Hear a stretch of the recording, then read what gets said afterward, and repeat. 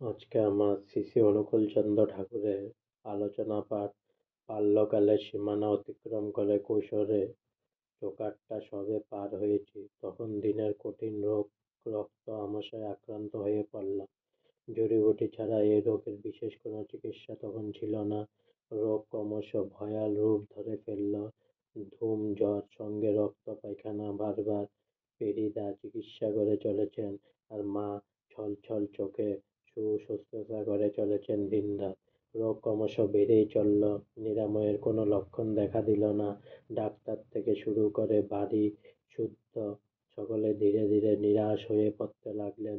মৃত্যু কি তা জানি না, কিন্তু সকলের কথাবার্তা শুনতে শুনতে আমার মনেও ধীরে ধীরে এ ধারণা বেঁধে উঠে শুরু করল, আমি বোধহয় আর বাঁচব না। ব্যক্তিগত কোনো সমস্যা নিয়ে শ্রী ঠাকুরকে বিপর্যস্ত করে তোলার পরিপন্থী ছিলেন বাবা, কিন্তু দিক দিশা কোনো দিকেই কোনো কিছুই খুঁজে না পেয়ে নিরাশ হয়ে তিনিও অবশেষে মাকে বলতে বাধ্য হলেন, ঠাকুরকে গিয়ে একবার জানাও, যদিও কোনো উপায় বাতলে দেন।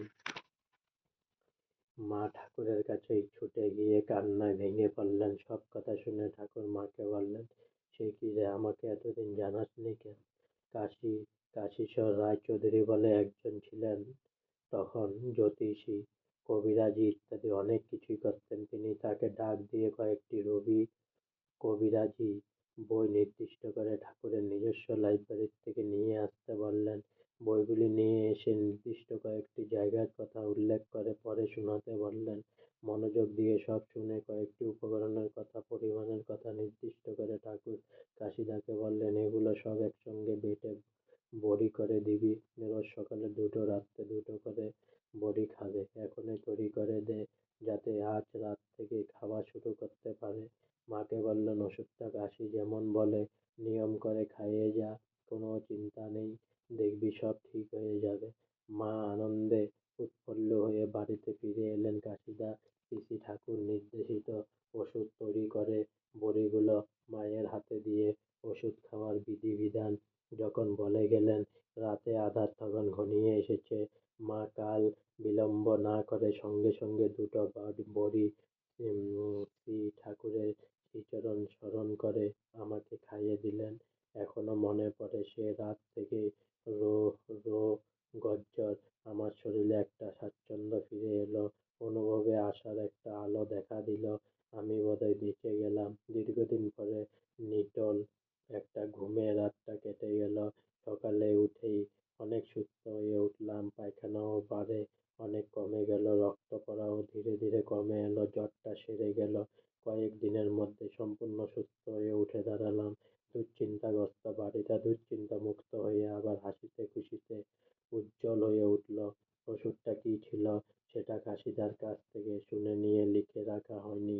কাশীদা হঠাৎই একদিন এখান থেকে চলে গেলেন।